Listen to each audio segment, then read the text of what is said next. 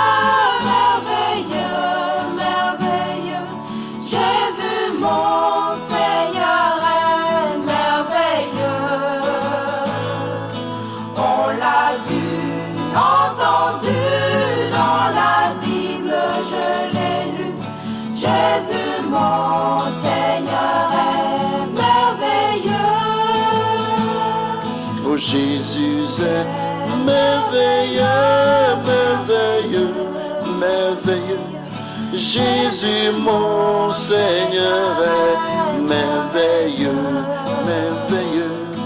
On l'a vu, entendu dans la Bible, je l'ai lu. Jésus mon Seigneur est merveilleux.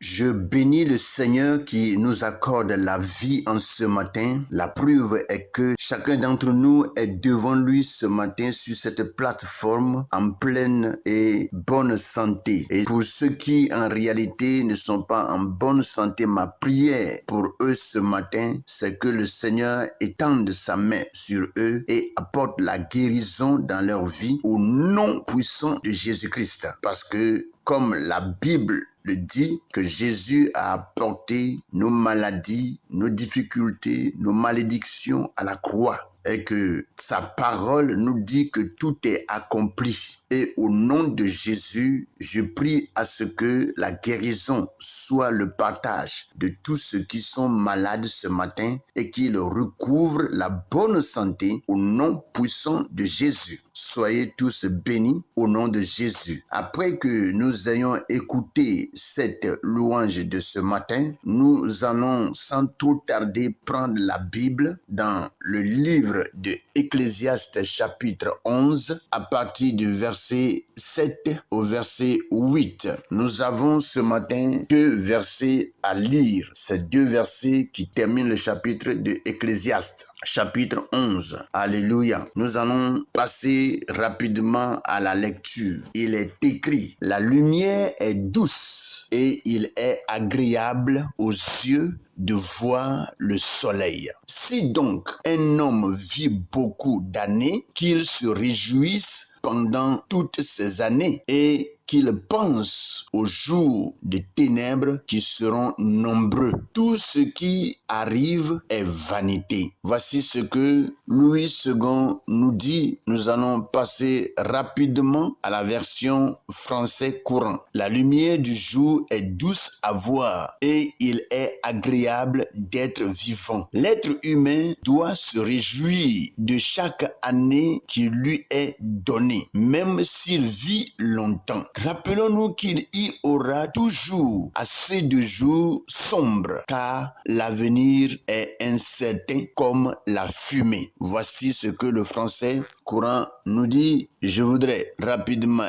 expliquer quelque chose pour ceux qui utilisent la Bible sur l'ordinateur. Faut dire que au niveau du français courant, il y a 2 versets qui se sont ajoutés, mais ces 2 versets font le début du chapitre 12 de Ecclésiaste. Donc c'est pour cela que vous allez voir ces 2 versets-là en bas si vous utilisez l'ordinateur pour lire votre Bible comme je le fais. Alléluia. Donc ce que nous avons aujourd'hui, ce sont ces versets que je suis en train de lire. Dans le français courant, il est écrit, la lumière du jour est douce à voir et il est agréable d'être vivant. L'être humain doit se réjouir de chaque année qui lui est donnée, même s'il vit longtemps. Rappelons-nous qu'il y aura toujours assez de jours sombres, car l'avenir est incertain comme la fumée. Voici les paroles sur lesquelles nous allons nous baser ce matin pour passer notre méditation du jour. Selon le passage de ce matin,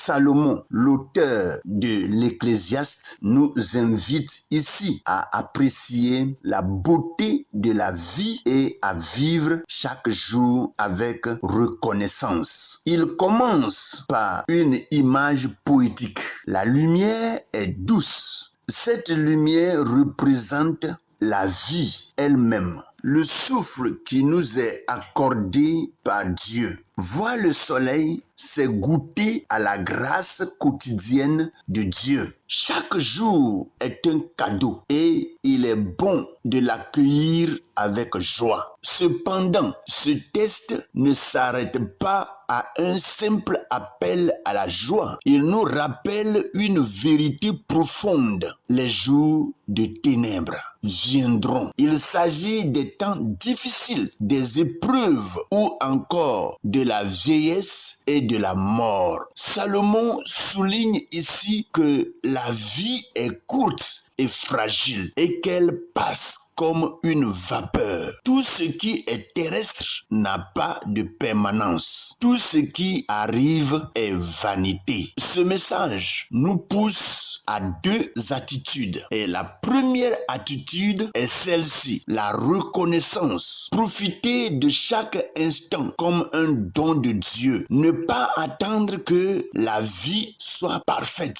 pour se réjouir, mais savourer la beauté des petites choses comme la lumière du soleil ou le souffle du matin. La deuxième attitude, c'est la sagesse. Se souvenir que la vie ici-bas est passagère et qu'elle doit être vécue avec une perspective éternelle. Les jours de joie comme ceux de tristesse sont sous la souveraineté de Dieu. Il nous faut donc vivre chaque jour en étant prêt à rencontrer notre Créateur. Mes frères et sœurs, cette méditation en réalité est profonde. et nous ouvre l'esprit sur la vie que nous avons sur cette terre pour nous dire qu'elle est en réalité courte et que les temps difficiles aussi sont là. C'est des choses que l'homme dans sa vie ne peut vraiment pas éviter. Donc, c'est des choses qui sont là avec nous. Et lorsque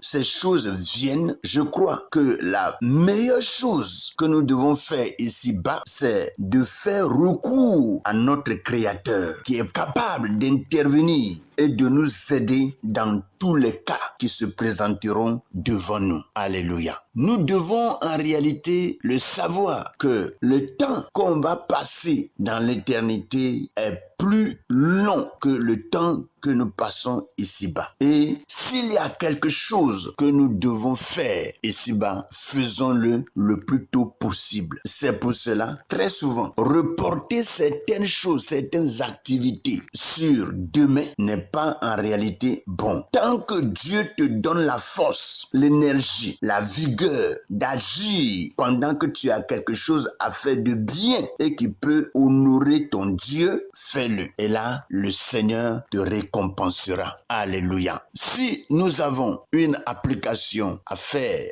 à notre vie par ce message que nous recevons, aujourd'hui, mes frères, prenons un moment pour remercier Dieu pour la lumière, pour la vie et pour toutes les petites bénédictions qu'il nous donne. Toutes les bénédictions qui nous paraissent peut-être banales. Il y a certaines choses qui nous paraissent très banales, mais que Dieu accorde pour régler certaines choses dans notre vie, pour nous enseigner quelque chose que des fois nous ne voyons pas le plus tôt possible. Souviens-toi aussi que la vie sur terre n'est pas éternelle. Prépare ton cœur pour ce qui est éternel en cherchant à marcher dans les voies de Dieu. Apprenons à trouver la joie, même au milieu des défis, sachant que la lumière de Dieu brille toujours, même dans l'obscurité. Alléluia. Et c'est pour cela, en réalité, il est bien d'appartenir à Dieu, parce que l'enfant de Dieu, au temps des temps obscurs, il faut dire que Dieu vient toujours l'éclairer et le fait sortir de cette obscurité pour le mettre à la lumière. Voici ce matin ce que le Seigneur brièvement nous enseigne. Rapidement, nous allons faire cette prière. Seigneur, merci pour le don de la vie et pour